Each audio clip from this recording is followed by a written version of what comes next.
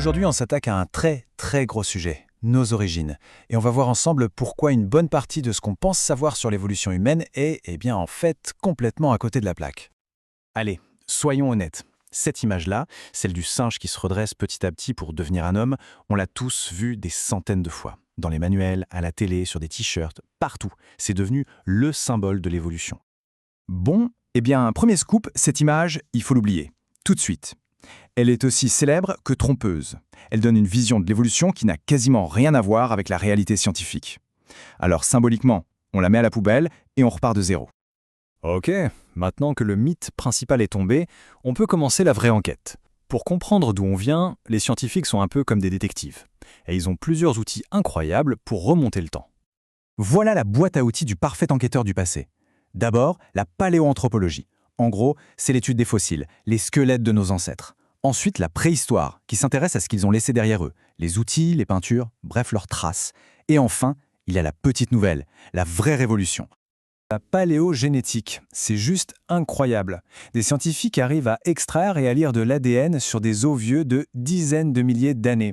C'est comme si on avait une machine à remonter le temps génétique qui nous permet de dessiner notre arbre de famille avec une précision dingue. Et grâce à ces outils, on a pu dire adieu à une très vieille idée fausse, celle du fameux chaînon manquant. Cette espèce de créature, moitié singe, moitié homme, elle n'a jamais existé. En réalité, on partage tout simplement un ancêtre commun avec les chimpanzés. Imaginez un carrefour il y a 7 millions d'années. Une voie a mené aux chimpanzés d'aujourd'hui, l'autre a mené à nous. Alors, autre cliché, l'homme se serait redressé dans la savane pour voir par-dessus les hautes herbes. Logique, non? En fait, non. Tout porte à croire que l'histoire de notre bipédie, notre capacité à marcher debout, a commencé dans les arbres. Pour comprendre ça, il faut connaître un concept clé, l'exaptation. Le mot a l'air compliqué, mais l'idée est super simple, c'est du bricolage évolutif. Nos ancêtres arboricoles avaient un corps déjà adapté pour se suspendre aux branches, donc ils étaient déjà souvent à la verticale. Quand ils sont descendus au sol, cette posture s'est révélée super pratique pour la marche. L'évolution n'a fait que recycler une compétence existante. Pas bête, hein? Et ça nous amène à une idée fondamentale. Non, l'évolution humaine, ce n'est pas une ligne droite, pas une course de relais bien ordonnée. C'est plutôt un immense buisson, un peu chaotique, mais tellement plus intéressant. Faisons rapidement connaissance avec quelques membres de notre grande et étrange famille.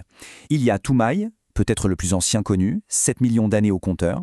Il y a les australopithèques, comme la superstar Lucie, qui grimpait encore aux arbres mais marchait aussi au sol, avec des mâchoires capables de broyer des racines crues. Et puis Homo habilis, l'homme habile, le premier vrai bricoleur d'outils qui marque le début d'une nouvelle aventure pour notre lignée. Le truc vraiment important à retenir, c'est que toutes ces espèces, et plein d'autres, ont souvent vécu en même temps. Il y a eu des périodes avec plusieurs types d'humains différents sur Terre. L'humanité est un buisson touffu, plein de branches. La plupart ont disparu. Nous, Homo sapiens, on est juste la dernière branche qui a tenu le coup jusqu'à aujourd'hui. Alors, justement, comment notre branche, celle des Homos, a-t-elle tiré son épingle du jeu ? Grâce à une combinaison de plusieurs super-pouvoirs, des adaptations à la fois biologiques et culturelles. Notre première âme secrète, ça peut surprendre, c'est notre capacité à transpirer. Ça nous a rendus imbattables à la course de fond. On était capable de poursuivre un animal pendant des heures en plein soleil jusqu'à ce qu'il s'écroule de chaud. Et puis bien sûr, il y a les deux révolutions qui ont tout changé, la fabrication d'outils de plus en plus sophistiqués et la maîtrise du feu. J'adore cette citation. Le feu, c'est comme une bouche extérieure. En cuisant nos aliments, on commence la digestion, avant même d'avoir mangé. La cuisson rend la nourriture plus facile à mâcher, plus facile à digérer, et surtout, elle nous permet de récupérer beaucoup plus d'énergie. Et toute cette énergie supplémentaire, où est-ce qu'elle est allée ? Majoritairement dans notre cerveau. Ce chiffre, 25%, c'est la part de notre énergie que notre cerveau consomme quand on ne fait rien. C'est un gouffre énergétique. Sans l'apport calorique de la cuisson, impossible de payer la facture pour un organe aussi gourmand. Pendant très longtemps, on a raconté cette histoire avec les préjugés de chaque époque. Mais aujourd'hui, la science nous permet de corriger le tir, de dépoussiérer le récit pour qu'il soit plus juste et plus complet. Prenez cet exemple, il est génial. Fin du 19e siècle, des archéologues découvrent un squelette impressionnant. Il est grand, costaud, enterré avec plein d'objets précieux. Pour eux, aucun doute, c'est un grand chef, un chasseur respecté. Ils le baptisent donc l'homme de Menton. Logique. Et l'histoire était écrite, gravée dans le marbre. Sauf que, un siècle plus tard, la paléogénétique est arrivée. Des scientifiques ont réussi à faire parler l'ADN de ces très vieux os. Et là, surprise générale.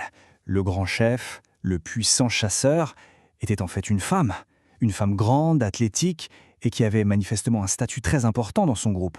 D'un coup, c'est tout le cliché de la femme préhistorique confinée au fond de la grotte qui s'effondre.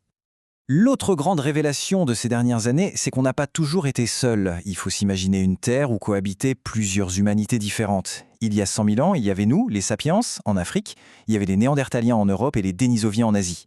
On s'est rencontrés, on a cohabité et même on s'est hybridés. La plupart des humains actuels portent en eux un petit peu d'ADN de Néandertal ou de Denisova. Tout ce long voyage nous ramène à nous, aujourd'hui. Parce que l'évolution, ce n'est pas juste une histoire du passé, elle continue. Et pour la toute première fois, on a conscience de pouvoir l'influencer.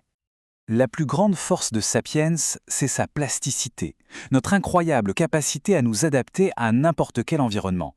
Mais notre mode de vie moderne, de plus en plus sédentaire, met un peu cette super capacité en veille. Et certains courants comme le transhumanisme qui rêve d'un humain augmenté et parfait pourraient bien nous figer, mettre fin à cette dynamique d'adaptation qui a fait notre succès. La question finale, elle est pour nous. Notre histoire nous montre qu'on est le fruit d'une succession incroyable d'adaptations et de hasards. Maintenant qu'on a le pouvoir d'agir sur notre biologie, sur notre environnement à une échelle jamais vue, quelle direction va-t-on choisir de prendre ? Et pour conclure, une dernière chose vraiment essentielle. Tout ce que je viens de raconter, c'est l'état actuel de ce que l'on sait. C'est une interprétation basée sur des preuves. Mais la science, ce n'est pas une vérité gravée dans le marbre. C'est un débat permanent. De nouvelles découvertes peuvent tout changer. Alors le meilleur conseil que je puisse donner, c'est restez curieux, posez des questions, tout le temps, même sur ce que je viens de dire. C'est ça le moteur de la science.